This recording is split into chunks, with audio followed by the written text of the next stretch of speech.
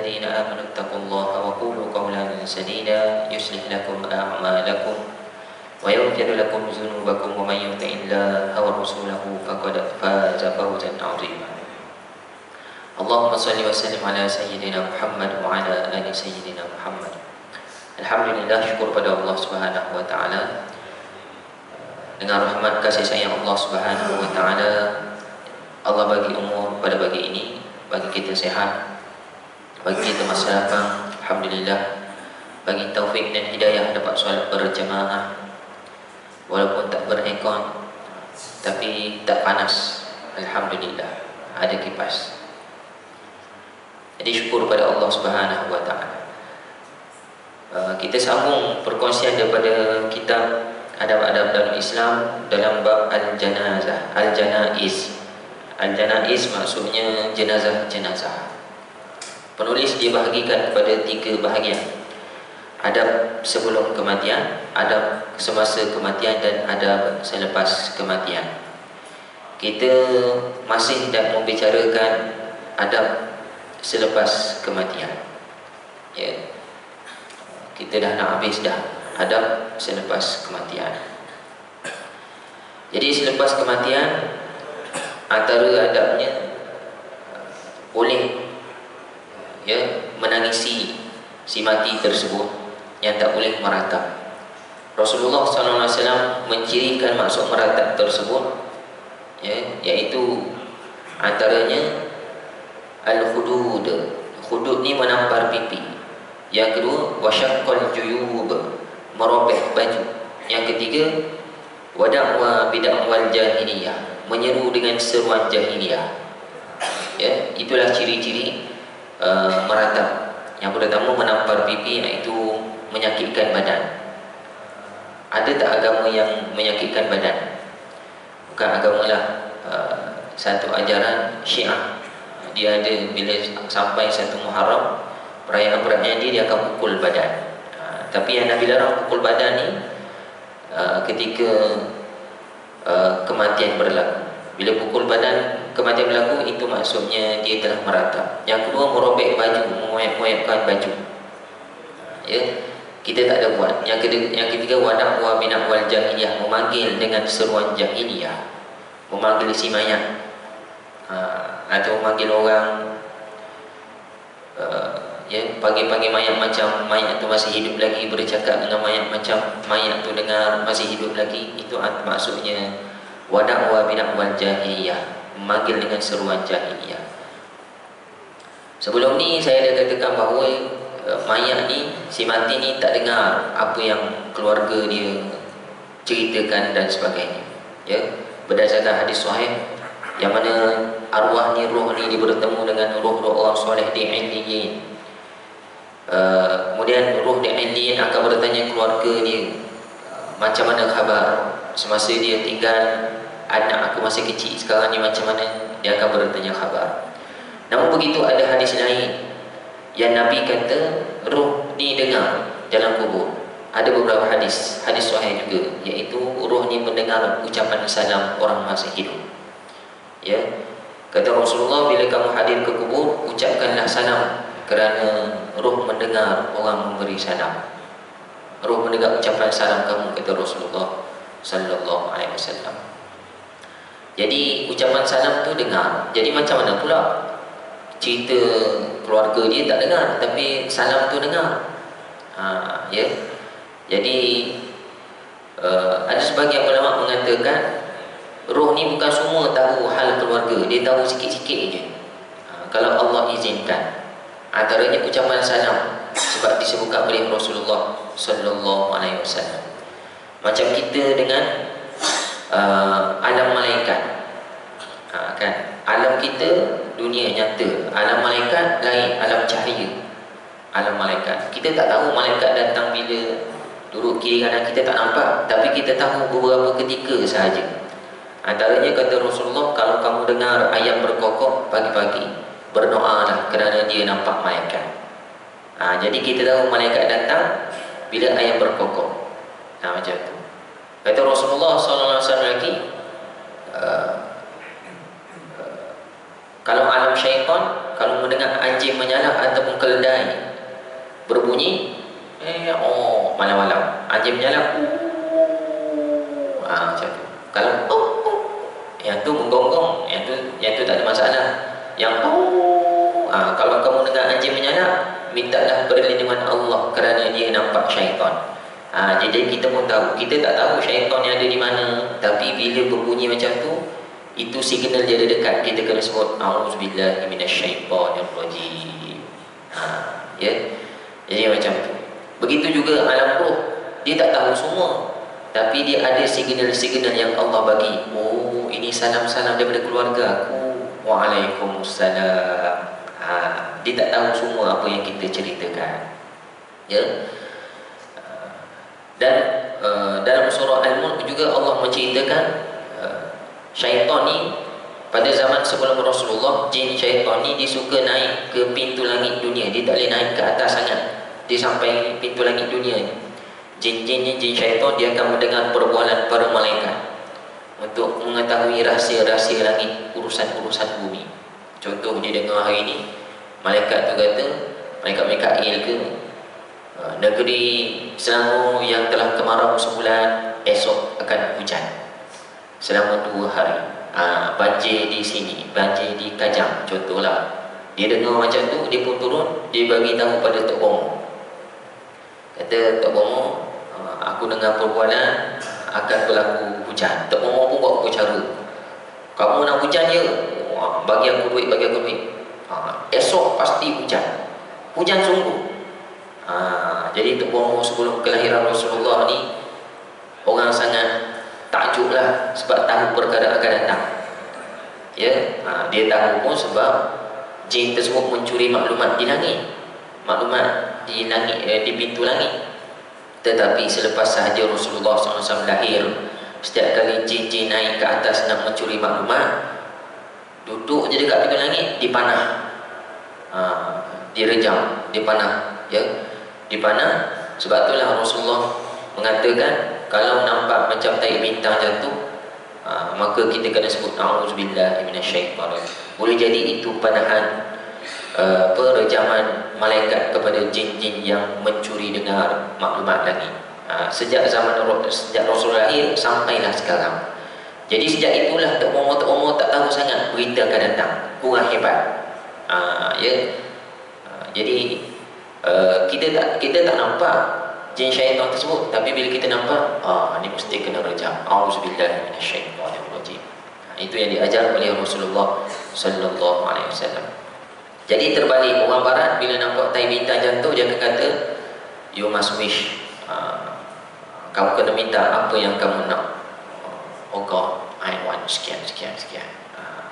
Padahal Nabi ajar lain, minta auzubillahi minasyaitonirrajim. Baik, selepas ditanam, kita kena uruskan jenazah. Ada 4 perkara yang wajib orang hidup buat kepada jenazah. Yang pertama mandi, yang kedua kafan, yang ketiga solat, yang keempat tanam. Kalau tak buat salah satunya, berdosa orang masih hidup. Hukumnya fardu kifayah, kena ada orang yang buat. Siapa yang buat, pahalanya sangatlah besar. Ya, orang lain tak buat, dah terlepas dah. Sebab yang buat tersebut tolong ganti buatkan. Tapi kalau tak ada seorang buat sekalipun, ditinggalkan lama-lama, maka dikira berdosa. Selain daripada itu, tak wajib. Ya. Contohnya, tanam dekat negeri lain, jauh pula tu, Selangor ke Kelantan. Kelantan kebetulan banjir. Kan pernah banjir yang menyebabkan susah nak ke sana, ke Terengganu Kelantan. Nak bawa ke sana, wasiat si mati suruh tanam dekat Kelantan sebab dia lahir di Kelantan. Tak wajib buat, sebab ada masyaqqah, ada halangan hujan lebat dan banjir. Maka tanam je di Selangor.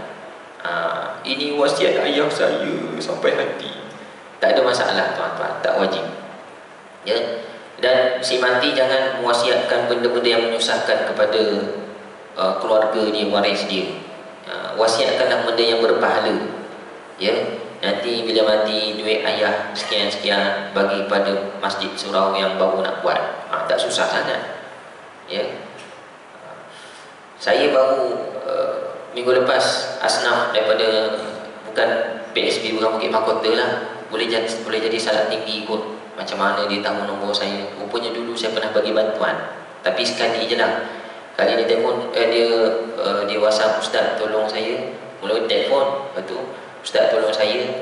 "Tolong apa?" "Saya nak hantar arwah jenazah ayah saya balik kampung, tapi saya tak cukup duit." "Oh, mati kat mana?" "Mati dekat Salat Tinggi." "Nak bawa balik ke mana?" "Saya ingin bawa balik ke Hulu Langat ke." "Okey sikit, boleh lah bagi bantuan." "Apa lagi?" "Dalam Selangor, Hulu Langat ke Gombak ke, walaupun jauh kita boleh bantu sikit." "Nak bawa balik ke Muar Johor." "Ya Allah, jauhnya." Habis itu tak ada duit. Saya ni asnaf, saya tak ada duit. Mak saya ada lagi dengan saya. Saya pun ceritalah tentang hukum hakam. Ya, bila mati, kalau ayah wasiat macam tu, tak perlu ikut sebab menyusahkan. Lagi pun awak asnaf, ayah wasiat ke ayah tak wasiat, tapi mak kata, mak dengan ayah mati tanam di sana. Saya pun bagi kumpul macam tu, "Ustaz ya. Okey, nanti saya bagi tahu mak saya." Dia bagi tahu mak dia pun WhatsApp sekali, "Ustaz, kalau macam tu nak pinjam 100 boleh tak?" Nak hantar juga. Maknanya dia tak, mak dia memang berkeras nak hantar juga di sana, tak nak pakai hukum hakam seperti mana yang disyaratkan oleh para ulama. Ya. Baik.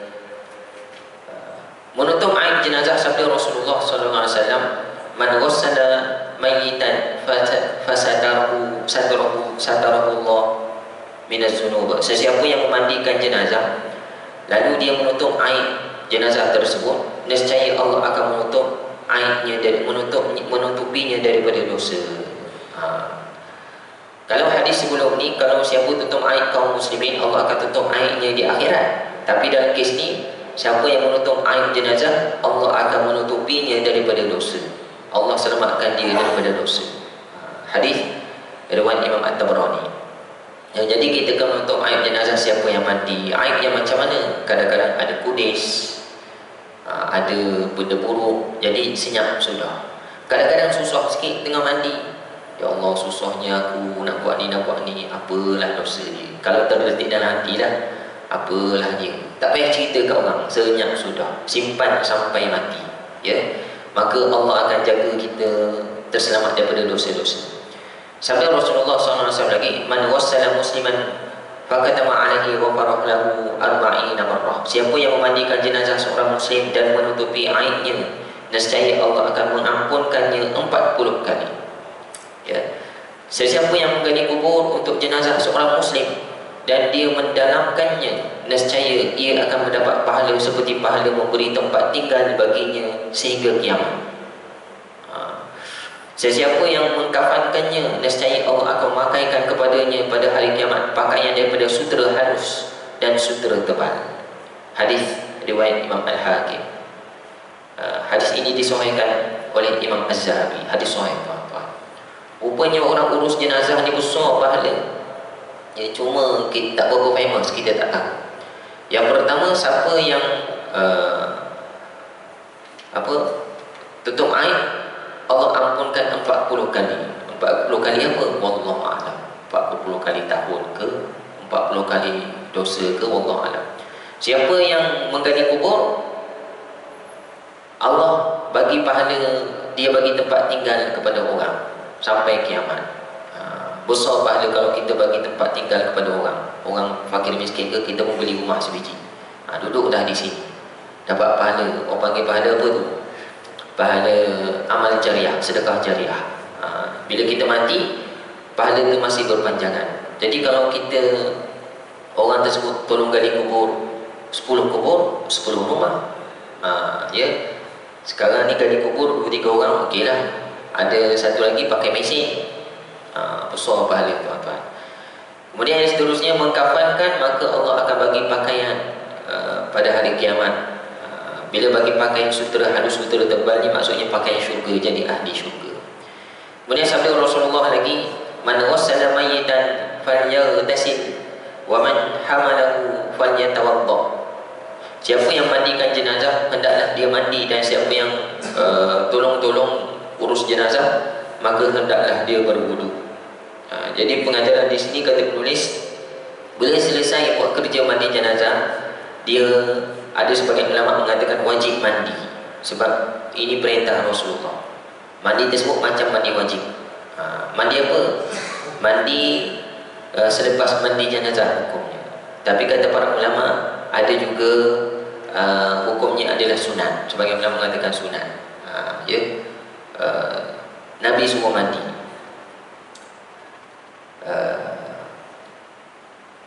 Kata Malik bin Anas rahimahullah, sesiapa yang memandikan jenazah disunnahkan untuknya mandi. Menurut pendapatku ia tidaklah wajib. Demikian juga yang dikatakan oleh Imam Asy-Syafi'i, maka tak wajib, mandi sahaja. Kalau buat kerja tolong, buat kerja tolong tu apa? Tolong gali ke, dia tak mandi, tolong gali. Tolong kafan, dia tak mandi. Ya.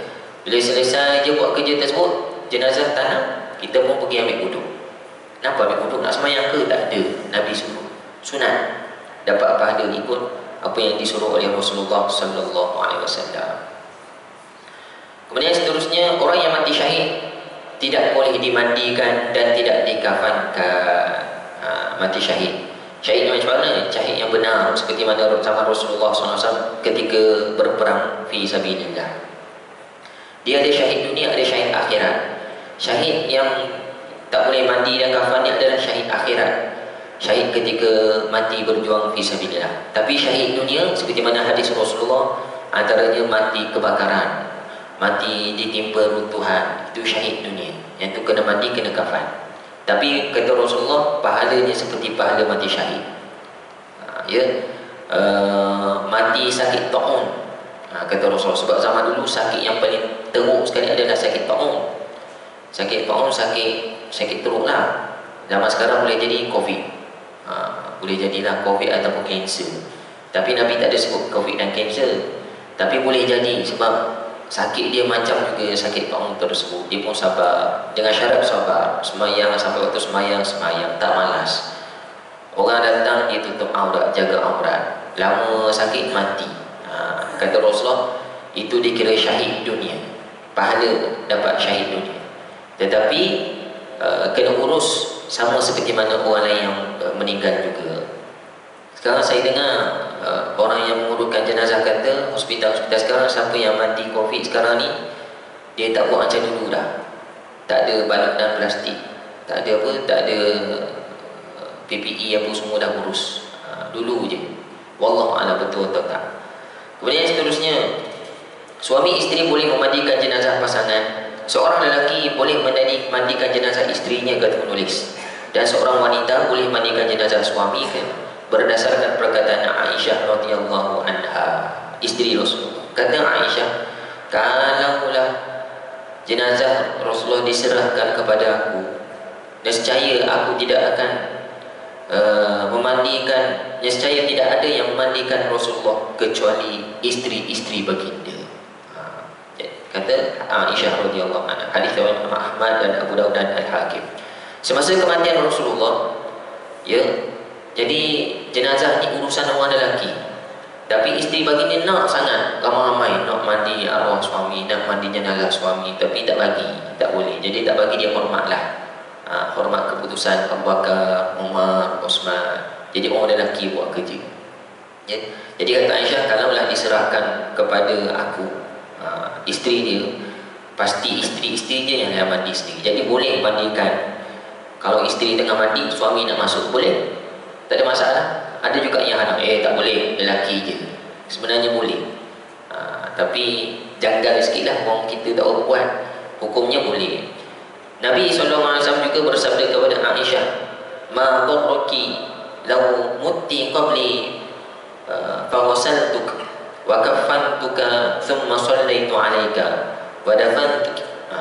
Apa salahnya jika engkau mati terlebih dahulu, aku yang akan memandikanmu, mengkafankanmu, kemudian mensolatkanmu dan menguburkanmu, kata Rasulullah SAW kepada Aisyah radhiyallahu anha. Hadis riwayat Imam Ahmad. Dia kata macam ni, kalaulah sayang mati dulu, abang yang akan mandikan kafan dan tanam sayang. Nabi kata kalau mati dulu, tapi Nabi seolah dah tahu dah bila turun ayat Al-Quran, beberapa ayat menunjukkan bahawa Rasulullah akan mati terlebih dahulu. Ya. Ketika Abu Bakar radhiyallahu anhu meninggal, jenazahnya dimandikan oleh isterinya, Asma binti Umais radhiyallahu anha. Ya. Abu Bakar dimandikan oleh isterinya. Boleh. Batal tak wuduk ustaz jenazah? Lepas mandi kita ambil wuduk untuk jenazah. Kemudian bila selepas solat ada keluarga suruh buka muka nak tengok, maka orang perempuan pergi cium isteri dia. Sedih kita nak ambil wuduk semula. Tak batal tuan-tuan. Yang batal yang masih hidup isteri tersebut. Bagi jenazah tak batal sebab dia dah tak ada tanggungjawab mukallaf. Dia tak ada tanggungjawab nak solat sebab dia dah mati. Jadi wuduk tersebut tak wajib, tapi mandi tersebut sunatlah kita mewudukkan kepada jenazah tersebut. Kemudian membaguskan kafan. Sabda Rasulullah, iza kafana ahadukum akhahu falyuhassin kafanah. Apabila salah seorang kamu mengkafankan jenazah, maka hendaklah membaguskan kafannya. Ia hadis riwayat Imam Muslim. Dan Rasulullah juga bersabda, man wajada sa'atan falyukaffin fi thawbi hibarah. Siapa yang memiliki kelebihan hendaklah dia kafankan dengan kain hibarah. Kata Rasulullah, hibarah ni adalah sejenis kain yang bagus daripada Yaman. Ya, tapi tak adalah wajib. Jadi boleh je kafan kain apa-apa pun. Kain putih, kain biru, kain merah, semua boleh. Tak ada masalah. Ya, tapi kenapa kafan kain putih? Sebab kain putih tu nampak bersih dan juga antara kain kesukaan Rasulullah sallallahu alaihi wasallam warna putih. Ada orang dia kafan dengan kain ihram. Kain dia pergi Mekah tu dia dah pesan dah. Kalau mak mati ni kain ihram mak ni buat kafan. Kalau ayah mati, hukumnya boleh, tak ada masalah. Lelaki 3 helai, perempuan 5 helai kain. Sabda Rasulullah lagi, ilbasu min thiyabikum al-bayam fa innaha min khairi thiyabikum wa kaffinu fiha mautakum. Ya. Jadi kata penulis, sunat kita mengkafankan dengan warna putih. Sabda Rasulullah, pakaikanlah pakaian warna putih, sesungguhnya ia adalah sebaik-baik pakaian kalian. Kafanilah orang-orang meninggal di antara kamu dengan kain kafan yang berwarna putih. Kata para ulama sunat. Tapi kalau sampai dia ni orang miskin, tak ada harta, orang kampung pun tak ada harta, maka bolehlah pakai kafan daripada apa-apa kain berwarna apa-apa sekalipun, tak ada masalah.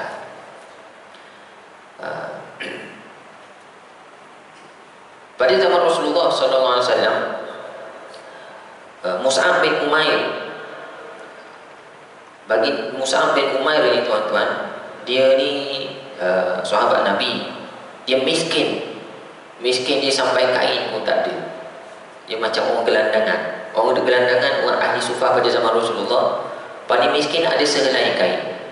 Dia tutup bawah je, ikat bawah kalau panas. Bila sejuk, dia buat macam selimut, duduk mencangkung. Kalau berdiri sangat, boleh nampak apa? Tak nampaklah aurat. Dia sampai dia macam kain ihram, tapi nampaklah, hampir nampak lutut. Jadi Mus'ab ni salah seorang orang miskin. Dia ni tak ada kain, ada sehelai kain. Bila mati, maka sahabat Nabi kafankan Mus'ab. Masa kafan sebelum sembahyang, bila tarik kain tersebut nak tutup kaki, terdedah kepala. Tarik kain nak tutup kepala, terdedah kaki. Pendek kain. Sebab kain tak besar, dia ada sehelai je kain dia tersebut. Ya. Maka mengadu kepada Rasulullah. Rasulullah kata apa? Tutuplah kepala dia. Ya. Kami diperintahkan untuk menutup kepalanya dan menutup kakinya dengan iskir. Iskir ni kata penulis di sini sejenis tanaman rumput yang baunya harum. Tutup macam tu je. Tak cukup kain, sehelai. Kita 3 helai, dia sehelai. Habis tu ustaz, kenapa sahabat lain tak bagi kain juga? Bukan boleh gotong royong tu bagi kain. Tak sama zaman dulu dengan zaman sekarang. Zaman dulu kurang tekstil, kain tu sangat berharga. Ya, boleh jadi sahabat tak bagi, dia pun tak berapa ada kain. Nanti bila bagi, dia pula tak cukup. Jadi Nabi suruh tutup kepala, balut kafan, kaki tu tutup dengan rumput-rumput yang berwarna-warni tanam. Mus'ab bin Umair, ya, sahabat Nabi. Tapi bila sahabat Nabi, dia ni orang soleh, orang yang dia banyak. Mus'ab ni tuan-tuan asalnya orang kaya. Dia orang kaya semasa di Mekah. Oleh kerana dia ikut Rasulullah sallallahu alaihi wasallam, mak dia terus halau dia, keluarga dia terus halau. Daripada kaya jadi jatuh apa keadaan sebab ikut Rasulullah sallallahu alaihi wasallam. Tak ada harta. Tetapi walaupun dia begitu, dia adalah sahabat kesayangan Rasulullah sallallahu alaihi wasallam.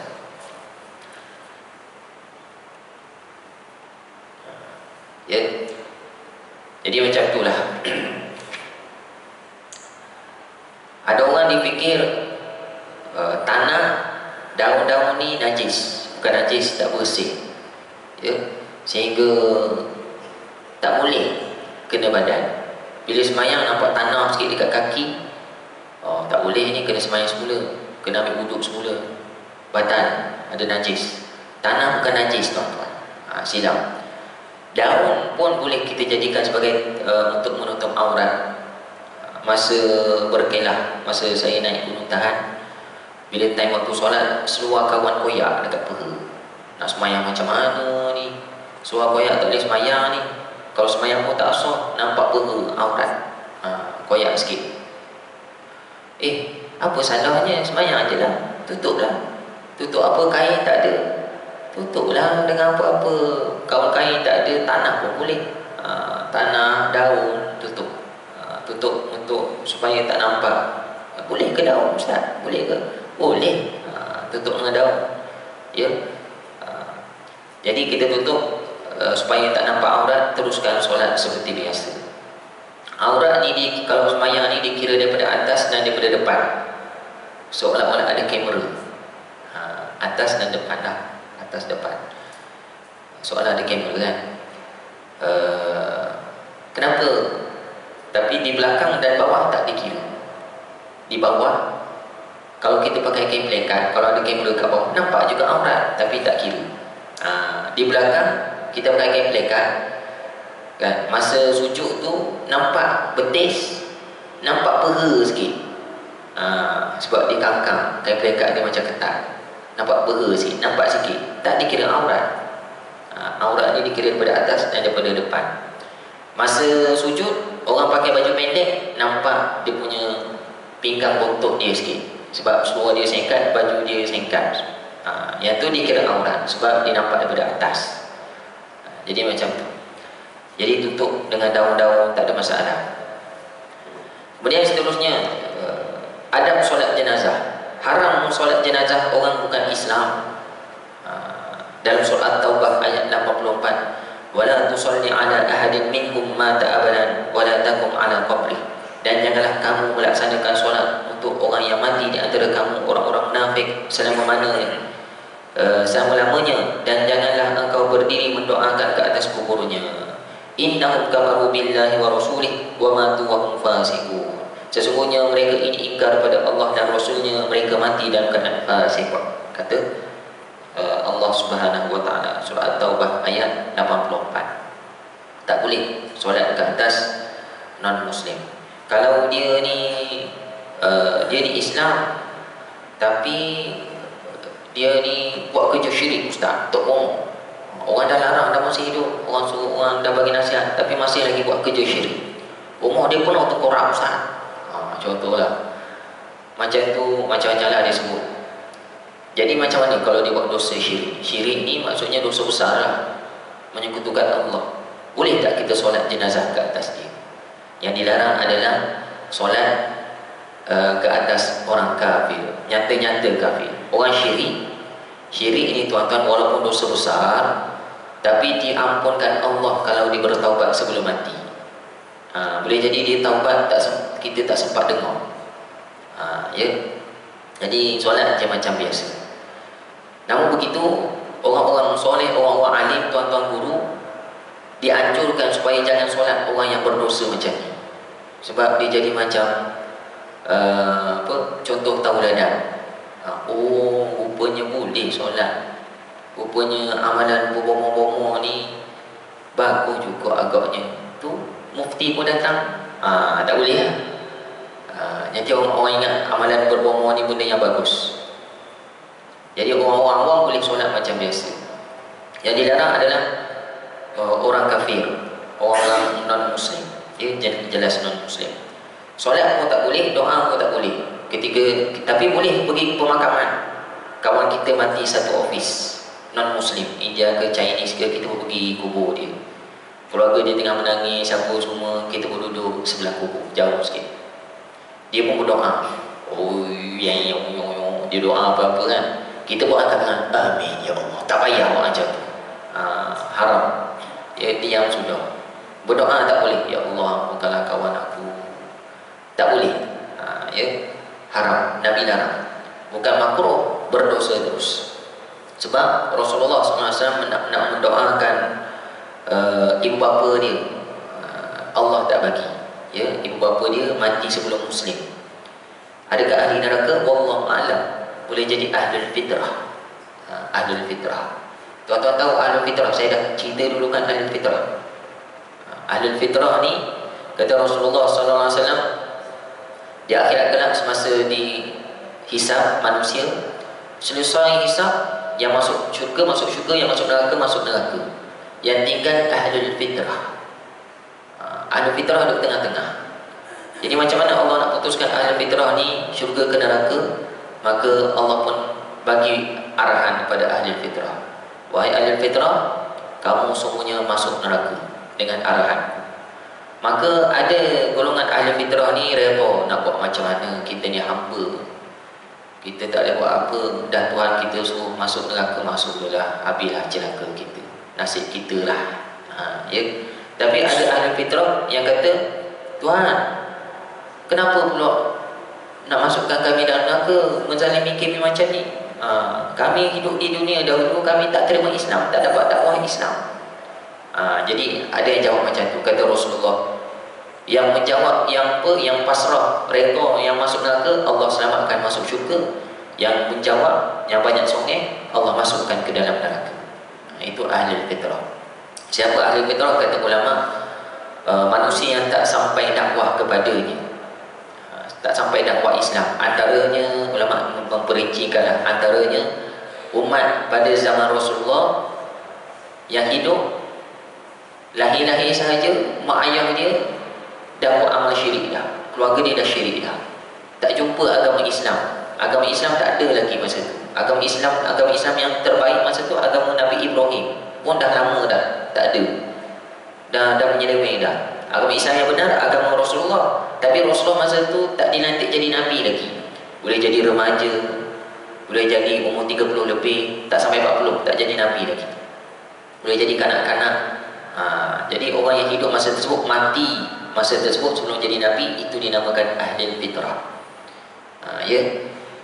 Bagi dia memanglah dia mati syirik, tapi Allah tak hukum dia sebagai buat dosa, sebab Allah Maha Adil, sebab dia tak sampai dakwah Islam. Antara ahli fitrah lagi, kata ulama, orang yang hidup jauh daripada orang lain, orang duduk di pulau, berketurunan, tak sampai Islam kepada dia, sebab pulau dia tersebut jauh, orang Islam pun tak tahu ada manusia di sana.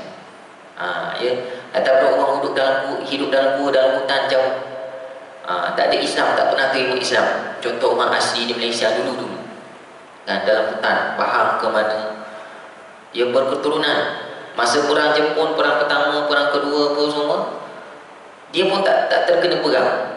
Sebab apa orang tak tahu kan, dia aman aja dalam sana. Maka ada mati di kalangan mereka ni ahli fitrah. Tapi orang asli sekarang tak dikira ahli fitrah, sebab dah duduk di Malaysia negara Islam adalah agama perlembagaan, agama persekutuan, dan dia dah tahu dah ada handset, ada telefon, dah sampai dah Islam pada dia. Yang ni kalau dia mati pada masa tersebut, TV tak ada, radio tak ada, surat khabar tak ada kan. Contohnya lagi, saya buat perumpamaan contoh orang Jepun. Orang Jepun masa perang Jepun dulu, Jepun kan pergi seluruh dunia negara. Dia pergi Korea, saya tengok National Geographic lah, pergi China, pergi Malaysia, pergi Indonesia. Dia menjajah, dia nak menjajah beberapa tempat, ya. Jadi boleh jadi pada masa tersebut ada orang Jepun yang tak terima pun tentang Islam, tak tahu pun ada Islam, ada agama Islam. Kalau dia pergi negara-negara yang bukan Islam, China ke Korea, kalau sampai Malaysia tak dikira ahli fitrah sebab dia dah jumpa orang Islam. Ya, ada orang Jepun yang tak balik semula, memang hidup ada seorang yang duduk di Terengganu kahwin dengan orang kita semasa perang Jepun, dah tua dah pakcik tersebut, cakap Terengganu dah, dia dah terima Islam. Ni yang orang yang tak terima Islam, itulah golongan ahli fitrah. Jadi boleh jadi mak ayah Nabi itu ahli fitrah sebab mati sebelum Rasulullah dilahirkan. Boleh jadi syurga lah ahli fitrah. Boleh jadi masa Allah kata perintah masuk neraka, dia masuk neraka, Allah pun selamatkan dia. Boleh jadi. Tapi Allah melarang Nabi mendoakan kepada ayah dia, doakan keselamatan ke, Allah larang. Jadi tak doa lah. Jadi begitulah, tak boleh kita doakan kepada orang non-Muslim. Kemudian memperbanyakkan jumlah orang solat jenazah. Man shalla alaihi mi'ata minal muslimin ghufira lah, kata Rasul. Siapa yang disolatkan oleh 100 orang muslimin, nescaya akan diampuni. Ya, antara ciri-ciri husnul khotimah, antara ciri-ciri Allah bagi rahmat kepada jenazah, ramai orang Islam sembahyang. Ya, kita boleh tengok kadang-kadang dia ni bukanlah tokoh apa-apa pun, cikgu je pun, kenapa ramai sangat penuh masjid? Ini ciri-ciri antara arwah jenazah ataupun arwah yang dirahmati oleh Allah Subhanahu. Entah daripada mana-mana datang. Ya.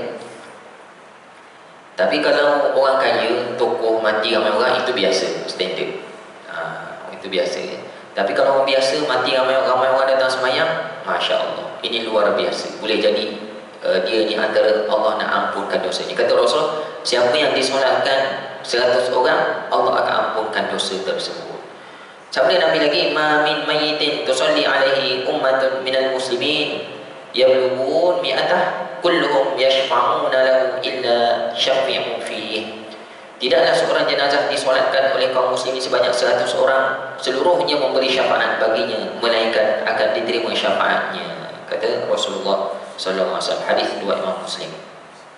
Dalam hadis yang lain sabda Rasulullah, ma min rajulin muslimin yamut, mana-mana orang Islam yang mati, fayaqumu ala janazatihi arba'una rajulan la yashkuruna billah syai'a illa syafa'ahumullah fi.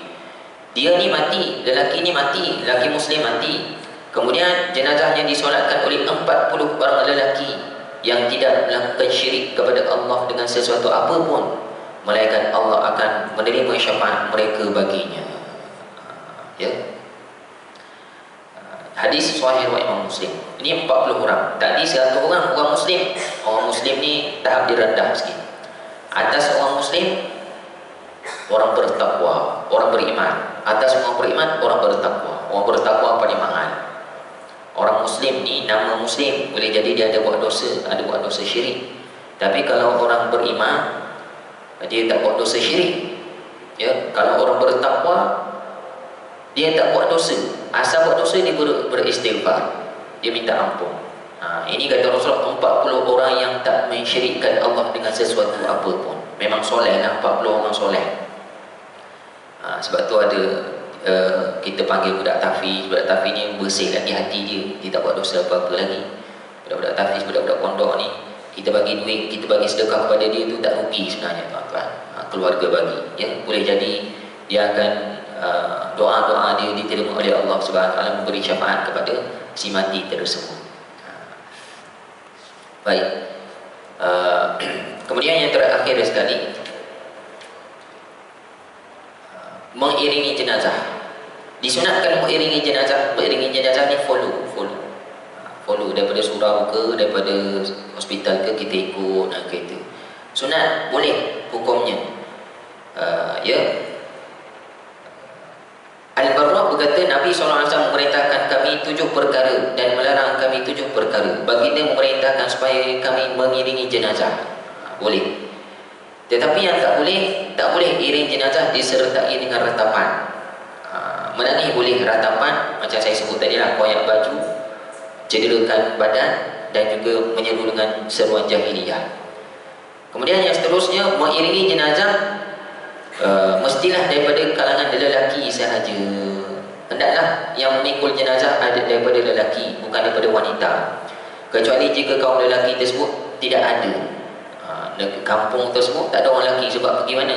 Pergi berperang. Tinggal orang perempuan je, yang tu boleh. Ataupun lelaki tinggal budak-budak je, budak-budak mana larat, budak-budak kecil. Jadi mak-mak lah kenakan. Perkara ini diisyaratkan oleh sabda Rasulullah, "Idza wudi'atil janazah wahtamalaha ar-rijal 'ala a'naqihim." Jika jenazah diletakkan dan kaum lelaki memikulnya di atas pundak-pundak mereka, di atas bahu-bahu mereka, kata Rasulullah sallallahu alaihi wasallam. Ya. Jadi yang buat kerja tersebut adalah lelaki. Pada zaman Rasulullah pernah berlaku ketika jenazah diuruskan, maka jenazah dipikul nak bawa ke kubur. Masa nak pergi ke kubur, Rasulullah bertembung dengan beberapa orang wanita, macam satu kelompok lah, boleh jadi 10 orang, 15 orang. Nabi tanya, kamu nak ke mana? Kami nak ke kubur. Kamu nak buat apa? Kami nak tengok. Kami nak iringi jenazah, nak duduk kat kubur. Maka kata Rasulullah, adakah kamu memikul jenazah? Tak. Adakah kamu gali kubur? Tak. Adakah kamu masukkan jenazah ke dalam kubur? Tak. Oleh itu baliklah duduk kat rumah, kata Rasulullah sallallahu alaihi wasallam. Daripada situ keluarlah hukum bahawa orang perempuan tak disunatkan mengiringi jenazah, tapi disunatkan pergi ke kubur. Iring jenazah je tak boleh. Iring jenazah ni follow lah. Jadi pergi ke kubur masa mana? Bila selesai sejam 2 jam dah selesai tanam apa semua, bolehlah pergi balik keluarga dia. Ya, sebab tu lah ada sebahagian kubur saya pernah tengok dekat Kompak, dekat mana, pergi kubur tersebut dia ada tulis had batasan wanita. Ada juga had batasan wanita, had HAD batasan wanita. Boleh jadi imam dia akan terangkan, okey, orang perempuan yang iring jenazah duduk kat sini je. Kat sana, dekat tengah, dekat padang sikit orang tinggal di kubur, itu urusan orang lelaki. Orang perempuan tunggu kat sini semuanya. Boleh jadilah dia tulis had batasan wanita. Tak semua lagi kubur ada, tapi dah ada dah. Boleh jadi dia dah faham dah hukum hakam tersebut. Ya. Mak saya, mak mertua, nenek dia meninggal. Bila iring jenazah, dia ikut juga dalam kereta. Bila orang keluar kereta, dia tak keluar kereta, duduk dalam kereta pasang aircon. Mak tak turun ke mak? Saya saja tanya nak tengok. Tak turun ke mak? Mana boleh turun? Ustaz kata tak boleh pergi ke kubur masa orang tanam. Duduk dalam kereta je, nanti orang balik mak keluar lah. Saya dah tahu dah, saja nak tengok dia kenapa dia tak keluar. Jadi dia, adik-adik isteri saya yang perempuan duduk dalam kereta belaka. Ya. Ada juga orang Melaka yang faham. Ada orang ngajar lah kot. Orang ngajar. Jadi kalau kita faham, wahai wanita muslimah di sana, kalau ada berlaku kematian, tak perlu iring jenazah. Duduk di rumah ataupun duduk dalam kereta sahaja. Tunggu orang keluar, orang balik, barulah kita pergi semula. Rasulullah tak suka ikhtilat, percampuran antara lelaki dan perempuan. Wallahu a'lam. Cukup dulu sekadar ni, yang baik daripada Allah, yang kurang lemah saya mohon maaf. Kita tangguh dengan tasbih kafarah. Subhanakallahumma bihamdika asyhadu an la ilaha illa anta astaghfiruka wa atubu ilaik. Assalamualaikum warahmatullahi wabarakatuh.